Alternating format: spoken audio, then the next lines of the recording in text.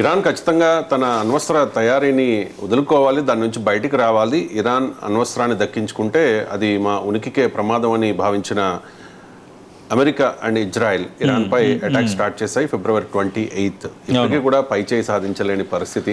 So యుద్ధం నుంచి వైదొలగాలి, ఏదో రకంగా గౌరవంగా బయటకు వెళ్ళిపోవాలి అని చెప్పి ట్రంప్ పదే పదే చూస్తూ ఉన్నారు. రీజన్ ఏంటంటే మిడ్ టర్మ్ ఎలక్షన్స్ త్వరలో రాబోతూ ఉన్నాయి కాబట్టి.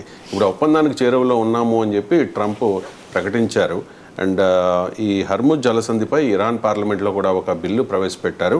అప్పటి వరకు హర్ముజ్ను ఖచ్చితంగా తెరవము, అమెరికా తీరు మారాలి అని చెప్పి ఇప్పుడు ఇరాన్ కండిషన్స్ పెడుతోన్న పరిస్థితి అయితే కనిపిస్తోంది. మొత్తానికి ట్రంప్ తోక ముడుస్తూ ఉన్నాడు, ఇరాన్ కండిషన్స్ పెడుతోంది. అంటే రివర్స్ అయిపోయింది. ఏమంటారు? అంటే ఇక్కడ సిచ్యువేషన్ ఎలా ఉందంటే ఇప్పుడు ఇరాన్ది ఒక రకంగా పైచేయి సాధిస్తుందా అని అనిపిస్తుంది. యాక్చువల్గా ఇరాన్ని చాలా ఈజీగా లేపేయవచ్చు. ఎందుకంటే మొదటి రోజు రెండో రోజు ఎప్పుడైతే సుప్రీం లీడర్ ఖమేనీని లేపేశారో ఇంక ఇరాన్ పని అయిపోయింది, తోక ముడుస్తుంది అనుకుంటే ఇరాన్ అసలు అసమాన పోరాటాన్ని కంటిన్యూ చేస్తూనే ఉంది. కొన్నిసార్లు దెబ్బలు తగులుతున్న, ఇబ్బందులు తగులుతున్న హర్ముజ్ జలసంధిపై ఆధిపత్యాన్ని చెలాయిస్తుంది. ఎన్ని అడ్డంకులు ఎదురైనా, ఎన్ని దాడులు ఎదురైనా, ఎంత ఆర్థిక నష్టం జరిగినా, ఎంత ప్రాణ నష్టం జరిగినా కానీ తేల్చుకుంటాము అన్న ఒక పటిమని అయితే అది ప్రదర్శిస్తుంది. ఇప్పుడు సిచ్యువేషన్ ఏంటంటే ఇరాన్ లొంగ తీసుకోవడానికి ట్రంప్స్ ఎన్ని ప్లాన్స్ చేసినా అవి వర్కౌట్ అవని వాతావరణం కనిపిస్తుంది. ఇప్పుడు ఇరాన్ ఏం చేస్తుందంటే హర్ముజ్ జలసంధిని పూర్తిగా తెరవబోమని ఇప్పుడు సీరియస్ వార్నింగ్ ఇచ్చేసింది. ఒమన్తో నౌకా రవాణాకు సంబంధించి ప్రత్యేక ఏర్పాట్లు దాదాపు కులిక్కి వచ్చినప్పటికీ ఆ ఒప్పందం ఒక్కటి హర్ముజ్ను తిరిగి తెరవడానికి సరిపోదని ఇప్పుడు ఇరాన్ చెబుతోంది. అమెరికా తమ డిమాండ్లను అంగీకరించాల్సి ఉంటుందని ఇరాన్ రివల్యూషనరీ గార్డ్ ఇప్పటికే ఒక స్పష్టంగా ఒక ప్రకటన చేసింది. ఇప్పుడు ఏంటంటే ఇరాన్ డిమాండ్లు ఇప్పుడు కేవలం నౌకా రవాణా భద్రతకి పరిమితం కాలేదు. అమెరికా ఇకపై ఇరాన్ను బెదిరించకూడదు. ఇరాన్ వాటర్వేలపై విధించిన నావికా దిగ్బంధాన్ని ఎత్తివేయాలి. మూడోది ఏంటి, ప్రాంతం నుంచి అమెరికా సైనిక బలగాలను పూర్తిగా ఉపసంహరించుకోవాలనేది ఇప్పుడు ఇరాన్ కోరుతున్న డిమాండ్లు. అలాగే అంతేకాకుండా యుద్ధంలో జరిగిన నష్టానికి పరిహారం చెల్లించాలి. ఇరాన్పై విధించిన ఆంక్షలను ఎత్తివేయాలి. విదేశాల్లో స్తంభింపజేసిన ఇరాన్ ఆస్తులను ఎలాంటి షరతులు లేకుండా విడుదల చేయాలి అంటూ మొత్తం 7 షరతులను విధించింది. ఇప్పుడు ఇరాన్ 7 షరతులను విధించింది. వీటి విషయంలో అమెరికా రెస్పాండ్ కాకపోతే, సానుకూల వాతావరణం కనిపించకపోతే ఖచ్చితంగా కొంత సివియర్ స్టెప్స్ వేయటానికి కొంత ఆలోచన చేస్తున్నట్టుగా కనిపిస్తోంది. ఇప్పటికే హర్ముజ్ జలసంధికి సంబంధించి ఉన్న రిస్ట్రిక్షన్కి సంబంధించి ఒక ప్రకటన చేసింది కాబట్టి మరి ఏ విధంగా వీళ్ళు రెస్పాండ్ అవుతారు అనేది చూడాలి. అయితే ఇప్పుడు అమెరికా ఏమంటుందంటే హర్ముజ్ విషయంలో ఇరాన్ ఒమన్ చర్చల్లో పురోగతి ఉందని అమెరికా అంటుంది. వాణిజ్య నౌకలకు ఎలాంటి అడ్డంకులు లేకుండా జలసంధి గుండా ప్రయాణించేలా ఒక ఒప్పందం త్వరలో రావచ్చని అమెరికా చెప్తోంది. అంటే ఒప్పందం కుదిరితే ఇరాన్ తన కట్టుబాట్లను అమలు చేస్తే ఇరాన్ వాటర్వేలపై అమెరికా విధించిన దిగ్బంధనాన్ని కూడా ఎత్తివేసే అవకాశం ఉందని వాషింగ్టన్ సంకేతాలు ఇస్తోంది ఈ విషయంలో.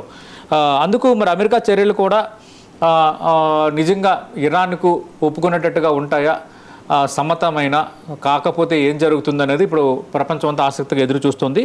ఇక్కడ అసలు సమస్య ఎక్కడంటే ఈ హర్ముజ్లో నౌకల రాకపోకలను ఎలా నిర్వహించాలి, ఏ మార్గంలో నౌకలు వెళ్ళాలి, ఎవరి పర్యవేక్షణ ఉండాలన్న అంశాలపై అసలు ఇరాన్ ఒమన్ మధ్య ఇప్పుడు చర్చలు జరుగుతున్నాయి. ఈ ప్రతిపాదిత ఏర్పాట్లో హర్ముజ్లోకి ప్రవేశించిన నౌకలపై ఇరాన్కు ఎక్కువ నియంత్రణ లభించే అవకాశం ఉంది. ఒకవేళ ఈ ప్రతిపాదనలు నిజమైతే అప్పుడు ఏమవుతుంది, బయటకు వెళ్ళే నౌకలపై పర్యవేక్షణ లేదా జోక్యం చేసుకునే అవకాశాన్ని ఇప్పుడు ఇరాన్ కోరుతుంది మాకు ఉండాలి అని. నౌకల నుంచి ఫీజులు వసూలు చేసుకునే అంశం కూడా ఇరాన్ ఎక్కువ నియంత్రణ లభించే ఏర్పాటు పైన ఇప్పుడు అమెరికా ఎక్కువగా వ్యతిరేకిస్తుంది. అందరికీ సమానంగా ఉండాలి, మళ్ళీ ఇరాన్ది డామినేషన్ ఎక్కువైతే ఫీజులు తీసుకోవటం, లేదంటే మళ్ళీ ఏదో ఒక కారణం చూపించి దీన్ని ఆపేయటం, ఇవన్నీ చేయొచ్చు అన్నది అమెరికా అభ్యంతరాల్లో ఒకటిగా కనిపిస్తోంది. అలాగే ఇప్పుడు ఇరాన్ పార్లమెంటరీ కమిటీ కూడా ఒక కీలక ప్రతిపాదన పరిశీలిస్తుంది. అదేంటంటే అమెరికా ఇజ్రాయెల్కు చెందిన నౌకలతో పాటు ఇరాన్ శత్రు దేశాలకు చెందిన నౌకలను హర్ముజ్లో అనుమతించకుండా చేసే బిల్లును ఇప్పుడు పరిశీలిస్తున్నట్టుగా సమాచారం. ఈ నిబంధనలు ఉల్లంఘించే నౌకలకు వాటి సరుకు విలువలో 20% వరకు జరిమానా విధించే ప్రతిపాదన ఉంది. ఈ బిల్లు చట్టరూపం దాల్చితే హర్ముజ్పై ఇరాన్ నియంత్రణ మరింత కట్టమయ్యే అవకాశం ఉంటుంది. ఈ పరిణామాల మధ్య హర్ముజ్లో నౌకలు రాకపోకలు గణనీయంగా తగ్గాయి. ఇక ఆగస్టు మొదటి వారంలో అంటే ఇప్పుడు స్టార్ట్ అయిన ఈ వారంలో మనం సోమవారం నుంచి గురువారం వరకు కేవలం 33 నౌకలు మాత్రమే హార్ముజ్ దాటాయి. అంతకుముందు ఒక వారంలో ఇదే వ్యవధిలో దాదాపు 68 నుంచి 74 నౌకలు దాటాయి ఒక వారం వ్యవధిలో. కానీ ఇప్పుడు మనం చూస్తే కేవలం 33 అంటే హాఫ్ ఆఫ్ ద మాత్రమే వెళ్ళాయి, మిగతా కూడా కొంచెం భయపడుతున్నారు. రిస్ట్రిక్షన్స్ నేపథ్యంలో కొంత స్వేచ్ఛా వాణిజ్యానికి అవకాశం లేకుండా పోయింది. అందుకు ఇంకా సాధారణ స్థితికి అయితే నౌకాయానం రాలేదనేది వాస్తవం. మరి ఈ చర్చలు క్లియర్ అవుతాయా? ఇరాన్ తన సత్తా ఎంతో చూపిస్తుంది కాబట్టి అమెరికా ఒక అడుగు వెనక్కి వేస్తుందా? హర్మూజ్పై కొంత ఇరాన్కు ఇవ్వాల్సిన డామినేషన్ లేదంటే ఇవ్వాల్సిన ప్రాధాన్యత, వాళ్ళకి ఇవ్వాల్సిన స్టేక్ విషయంలో కొన్ని అభ్యంతరాలు అమెరికా వ్యక్తం చేస్తుంది కాబట్టి మరి ఇరాన్ వెనక్కి తగ్గుతుందా అనేది మనం చూడాలి. రైట్ అండి, థ్యాంక్ యూ సో మచ్ అండి సతీష్ గారు. ఈ స్ట్రైట్ టాక్లో చాలా అంశాలకు సంబంధించి చాలా డీటెయిల్డ్గా విశ్లేషణ అందించినందుకు.